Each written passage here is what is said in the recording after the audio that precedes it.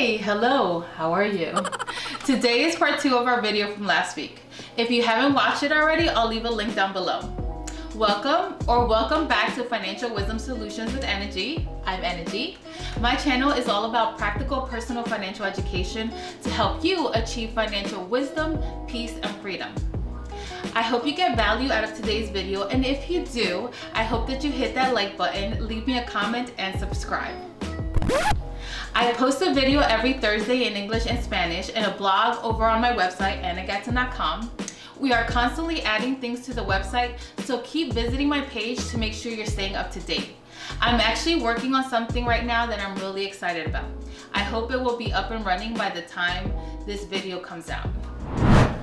Last week in part 1 of your credit, we talked about the importance of your credit. It's going to be hard, matter of fact, nearly impossible to get away from your credit score not impacting you in one way or another. Potential employers, landlords, credit card and loan companies, Verizon, T-Mobile, your utility company, banks, all of them use your credit report to make a decision about you. Think of your 3-digit score as a grade on how well you have done in your personal finances in the last 7 to 10 years. And this grade is used to determine if someone will let you borrow money, provide you with their services, or hire you. The good news is that you might still get approved. The bad news is it will cost you probably thousands of dollars more than if you had a higher score. We also went over how to get your 3 free credit reports over the course of a year and why your credit score will be different depending on where you look. I went over a lot and I felt like there were so many technical terms in that video. I felt exhausted after filming. And seriously, I thought that video was gonna be like 30 minutes long and it was only 15. I'm usually not the type to exaggerate, but man, that video felt long, especially the Spanish one. That was a rough filming day. Okay, enough about that.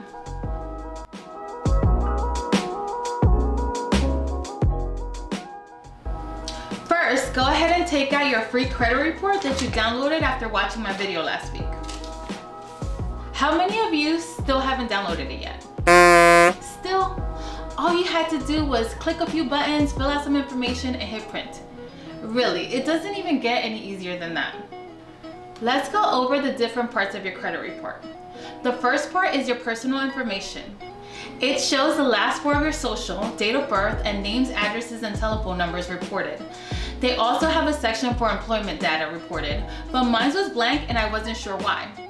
Turns out, that's because it will only list companies that have pulled your credit report for verification in the last 2 years.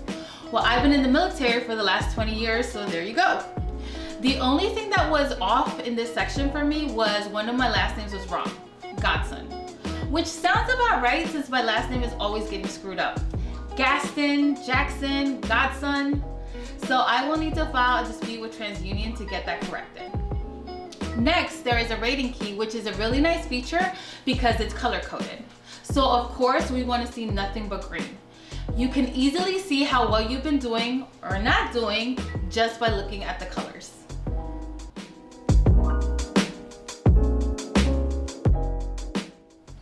Now let's get into the meat and potatoes of the credit report. Information on all the accounts that the companies have reported. It will start off with adverse accounts that are not in good standing. Hopefully you don't have any or too many accounts under the bad boy or girl list. This is one of those areas that you have to pay the most attention to because it significantly impacts your credit score. If you have an account under one of these sections, check to see that the account really belongs to you, that you haven't been a victim of identity theft. If you're looking at your TransUnion report and have accounts in this section, look where they have placed the brackets. The brackets tell you why it's not in good standing. It will most likely be because you missed 1 or more payments. If you are looking at your Experian or Equifax report, it will tell you on there how they know why the accounts are considered adverse. If the account is really yours, then make sure that the information the lender is reporting is correct. Did you really miss a payment? Is the balance correct?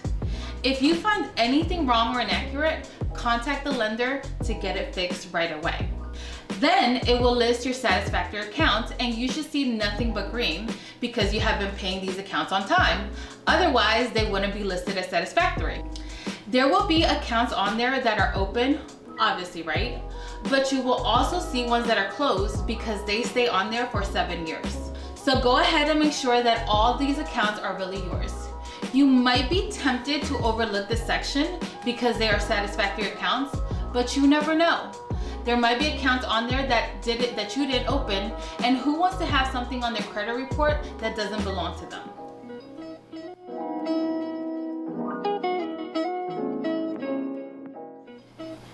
After that is the regular inquiry section. This is another section that you need to pay special attention to. Here, you will find the list of everyone that has requested credit information for you in the last 2 years. Make sure that everyone listed on there is a company you have worked with to get a loan or service. If not, someone might have tried using your information to open an account, and that's a whole other thing that you got to deal with. There's also a section for promotional and account review inquiries. I won't go into what each section means. You can get more information on that on the report, but just know that nothing listed here affects your credit score. Lastly, it will show you how you can contact the agency in case you see something wrong or inaccurate on your report. So review your credit report every 4 months to make sure it is accurate, because the things in this report are used to determine your credit score.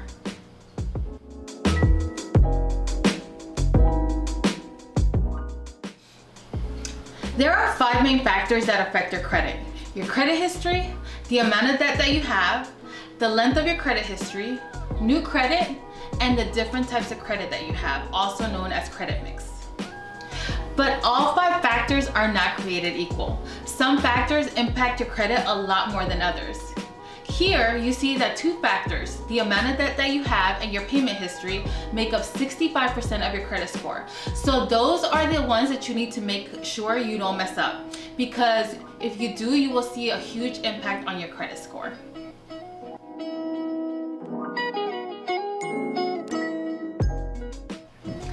Let's start with your payment history, the biggest factor making up 35% of your credit.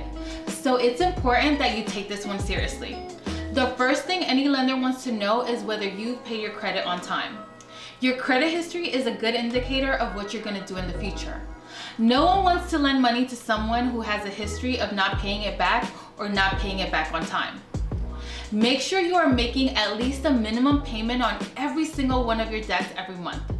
Plan for this by including all your bills in your budget and making the payments a priority before spending any money. It is important to note that if you have fallen behind on your payments, the longer you wait to make a payment, the more negatively it will impact you. A 90-day late payment is much worse than a 30-day late payment, and multiple late payments are worse than one late payment. Late payments will stay on your credit history for 7 years, but the older the accounts, the less it will continue to impact your score. If your payment history is not that good, some things that you can do to improve your credit history is pay off that bill as soon as possible. You don't want it to go to collections, which it will if you haven't made any payments after 180 days. Reach out to the lender and see if they can work out a payment plan with you and possibly even remove the late payments from your credit. Lenders would rather work with you to get their money than sell the debt to a third party when it goes into collections for a fraction of the price. But before you call them, drink some chamomile tea, hot milk, do your mantras, some deep breathing exercises, whatever you need to do to get in the right frame of mind. The Bible says a gentle answer or word turns away wrath, but hard words stir up anger. Make sure you are polite and courteous. You are trying to get them to do something for you. If you don't get the answer you like, here's a trick that has worked for me a few times. Just to be clear, I've only used this trick to negotiate the price for cable and my cell phone bill. Wait a few days and call back. You will most likely get someone new, so try again and see if you can get an answer you're happy with. About 50% of the time, this has ended up getting me a better deal. Try it out and let me know if it works for you.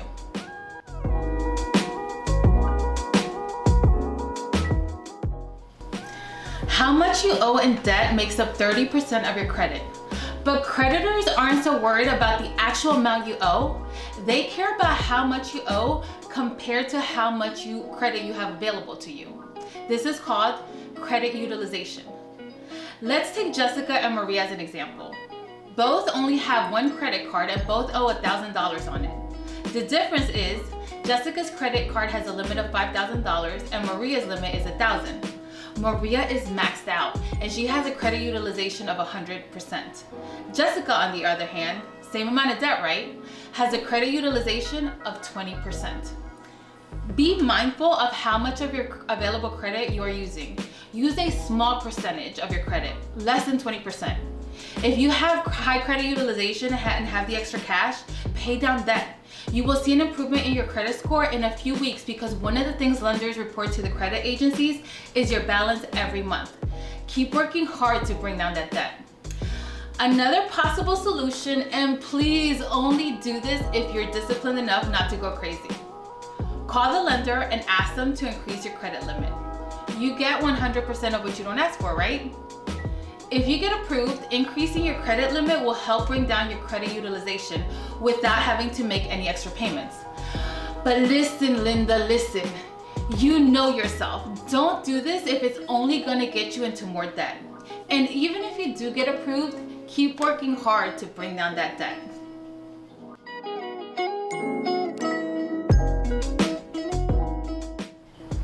Let's briefly talk about the other three factors that make up 35% of your credit. 15% of it is your credit history, so start building it up as soon as possible. Open up that express card that I talked about in last week's video. Just make sure that you're making the payments on time and pay it off, unlike my example. Once you have had it for 6 to 9 months, apply for a starter credit card. Pay your bills on time and keep the credit utilization rate low, and next thing you know, you will be eligible for those coveted credit cards like the American Express Platinum.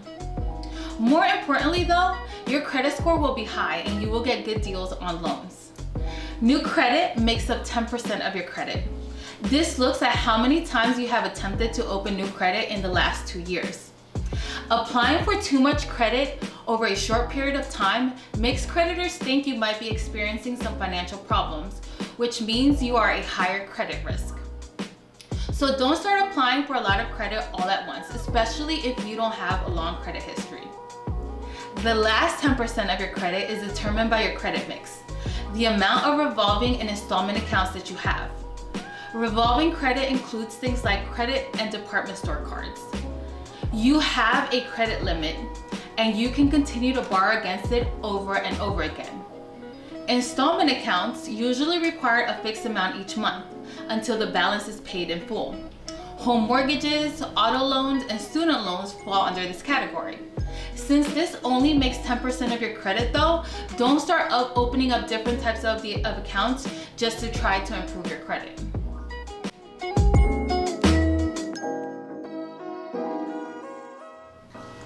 One last thing, Experian, one of the 3 major credit agencies, is offering a free way to possibly increase your credit score. It's called Experian Boost. It works best for people with a short credit history. If you religiously pay your utility, cell phone bill, or streaming services on time, you can choose which one of these to add to your Experian report, and it will very quickly boost your score up because it's showing positive payment history, which makes up 35% of your credit score. I'll leave a link in the description box if you want more information. You don't need a lot of money to build a good or excellent credit score. Anyone can do it, as long as you spend within your means and always pay your bills on time.